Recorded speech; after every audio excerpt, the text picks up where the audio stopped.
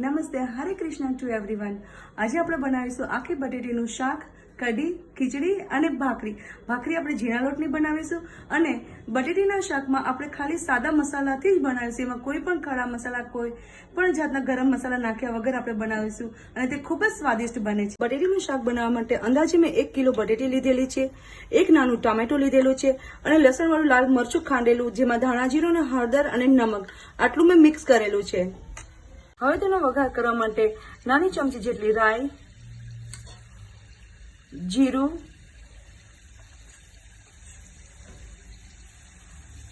હિંગ અને સૂકા લાલ મરચાં અને હવે આપણે તેમાં એડ કરીશું ટામેટા.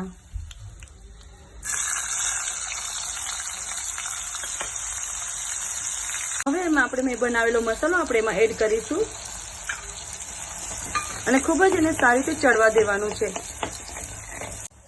હવે આપણે તેમાં બટેટા એડ કરીશું. આ બટેટાને મેં બાફેલા લીધેલા છે. જો તમે શેકીને પણ તમે આનું સબ્જી બનાવી શકો છો. શેકેલા બટેટાનું સબ્જી પણ ખૂબ જ સરસ લાગે છે અને આપણે આને 5 થી 7 મિનિટ સુધી ધીમા તાપે ચડવા દઈશું. ફ્રેન્ડ્સ, તમે જોઈ શકો છો આપણું સબ્જી ચડીને ખૂબ જ સરસ થઈ ગયું છે.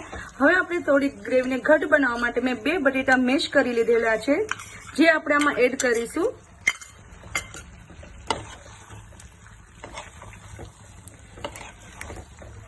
અને હવે તેમાં અડધો ગ્લાસ આપણે પાણી એડ કરીશું અને તેને 2 થી 3 મિનિટ માટે ઉકળવા દઈશું. ફ્રેન્ડ્સ, તમે જોઈ શકો છો આપણું સબ્જી તૈયાર થઈને એકદમ સરસ રીતે બની ગયું છે. હવે આપણે ગેસની ફ્લેમ બંધ કરી અને નીચે ઉતારી લઈશું. બનાવવા માટે મેં અંદાજે 500 ml જેટલી છાશ લીધેલી છે. ખાટી છાશ છે આ. 1/4 કપ જેટલું ચણાનો લોટ, આદુ મરચાં લસણની પેસ્ટ, 2 સૂકા લાલ મરચાં, 2 તજ, 2 બાદિયા, 3 ક્યુબ ગોળ અને કઢી પત્તા. કઢી બનાવવા માટે 1 ચમચ જેટલી રાઈ, 1 ચમચી જેટલી મેથી અને થોડી હિંગ. એ સારી રીતે તતડી જાય ત્યારબાદ તેમાં આપણે આદુ મરચાં અને લસણની પેસ્ટ ઉમેરવાની છે.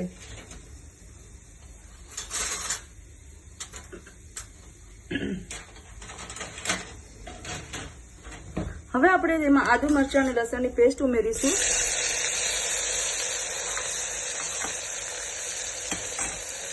ખડા મસાલા આપણા બળી ન જાય એટલા માટે આપણે તેને ત્યારબાદ ઉમેરવાના છે.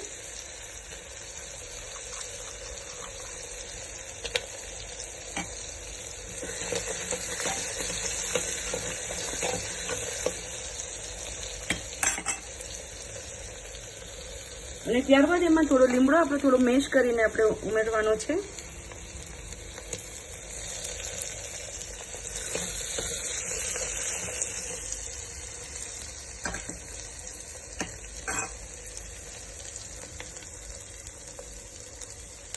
ત્યારબાદ તેમાં આપણે ખાટી છાશ,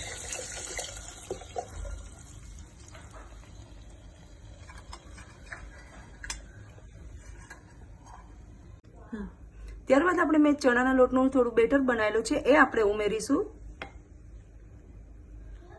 ચણાના લોટને ડાયરેક્ટ ઉમેરવાનો નથી, એને થોડું પાણી એડ કરી અને થોડું એને હલાવી અને પછી જ આમાં એડ કરવાનું છે. અને મેં 3 ક્યુબ જે ગોળની લીધેલી છે એ આપણે એડ કરીશું.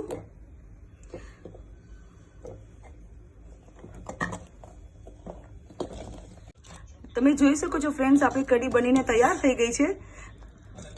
હવે આપણે તેને બાઉલમાં કાઢી અને ગાર્નિશિંગ કરીશું. તો ફ્રેન્ડ્સ, તૈયાર છે આપણી કાઠિયાવાડી થાળી. તમને આ ડિશ કેવી લાગી તે મને ડિસ્ક્રિપ્શન બોક્સમાં જરૂરથી જણાવજો. Thank you. અને મારી ચેનલને લાઇક, શેર અને સબસ્ક્રાઇબ કરવાનું ના ભૂલશો.